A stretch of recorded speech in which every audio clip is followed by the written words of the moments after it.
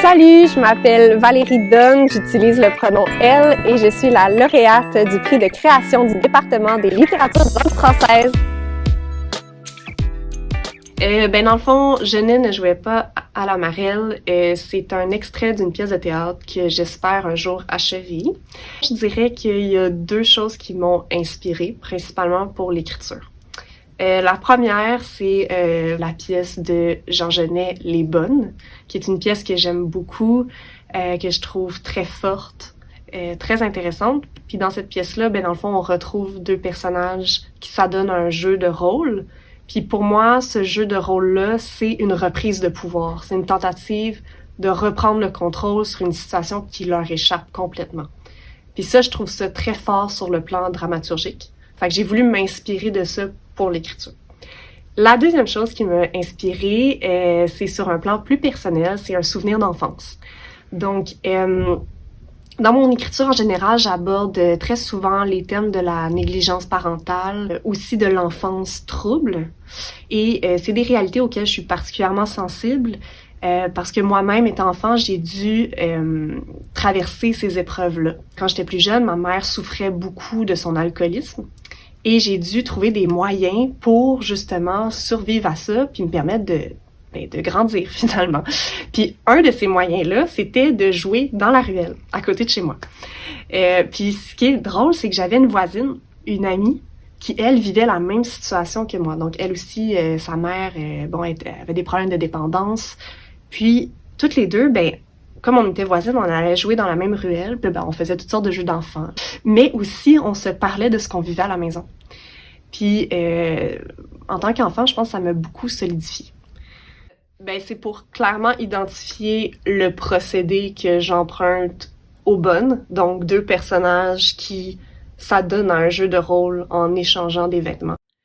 Et ne jouaient pas à la marelle, pour moi, c'est dire, c'est des enfants qui n'ont pas le loisir de jouer à des jeux d'enfants. Elles jouent à s'insulter, à insulter leurs mères respectives pour survivre, en fait. C'est une stratégie de survie. La lecture de l'extrait, c'est pas tout à fait le texte que j'ai publié dans Le Pied. J'ai eu le bonheur de présenter ce texte-là au festival Vous êtes ici au Théâtre aux Écuries en novembre 2022.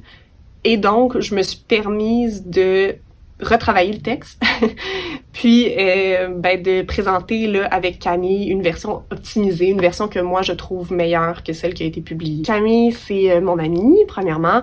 Elle a étudié avec moi à l'école de théâtre du Cégep de Saint-Hyacinthe. On a gradué ensemble. Je lui ai donc demandé de venir faire le rôle de Lily. Elle va lire les répliques de Lily et moi je vais lire les répliques de Marion. Après l'école, dans une ruelle où la mauvaise herbe foisonne les fissures de l'asphalte brisé et où les bacs à ordures débordent, Marion est assise par terre et joue avec des bouteilles et des canettes de bière vides. T'es en retard! Il arrêtait pas de me demander où j'allais et il voulait pas me laisser sortir. Dis que je t'aide à apprendre tes tables de multiplication. C'est ça que j'y ai dit. Mais il m'a pas cru parce qu'on est vendredi. Fait que t'as dit quoi, là? Rien. De quoi, rien? J'ai attendu qu'il aille en dessous de la douche, puis je suis sortie. Je m'en fous, là, c'est pas mon père. T'es sûre? Ouais. Hey, regarde! Avec toutes les mollusines que ma mère a bu hier, là, j'ai pu t'acheter ça. Elle lui tend un sac de bonbons. Oh, trop cool! Hey, c'est des verres les meilleurs! Merci, Lily! De rien! Hey, moi, ma mère achète les bouteilles à 1,18 litres à cette heure, là. Hey, ça vaut 20 cents chaque. Ouais, t'es garderas en dessous de ton lit. C'est sûr! Avec ça, je vais pouvoir nous acheter des drumsticks au caramel la fin de semaine prochaine. T'allais pas chez ton père la fin de semaine prochaine? Oh non, il peut pas. Pourquoi? Je sais pas, il a annulé. Ma mère était vraiment fâchée. Fuck. Ouais. Pis toi, ton père va-tu t'amener voir les animaux à Granby cette année? Non. Mon beau-père lui a dit de plus jamais mettre les pieds chez nous. Ah ouais? Ouais, il aime pas ça quand mon père parle à ma mère. Fait que là, vous allez vous voir en secret, comme dans un film, genre? Ouais, genre. Bon, faut se dépêcher, là, on n'a pas beaucoup de temps. T'as le manteau de ta mère? Ouais. Un temps. Les jeunes filles échangent leurs manteaux puis les enfilent solennellement. On devine des morceaux de linge trop grands pour elles, appartenant à leurs mères respectives. Elles se regardent un moment, puis, toujours de manière très solennelle, elles miment de boire de l'alcool. T'es laide. T'es sale. T'es laide quand tu bois. T'es laide quand tu pleures. Ça sent mauvais. Les tapis, ton linge, ta peau. Tu pues, maman. T'es dégueulasse comme une limace. Tes becs, c'est comme des déchets sur mes joues. Pas bien fait de te laisser. On va embrasser ailleurs. Ton haleine me lève le cœur. Il t'a craché dessus comme un vieux crapaud crasseux. T'as même pas de lèvres pour embrasser. Pas de bouche, pas de sourire, juste du vomi. Vomissure empestée. Sensu écœurant. Maudite larve. Vieil animal. Morue. Rapace. Vermine. Crapule. Coquerel. Vipère. Je veux plus jamais voir ton vieux visage de mère dégueulasse. Elles élèvent leurs bouteilles dans les airs, comme pour les fracasser au sol. Attends, mets-toi à genoux. Hein? Mets-toi à genoux. Non, mais c'est fini. Oh, s'il te plaît, mets-toi à genoux. Ok, là.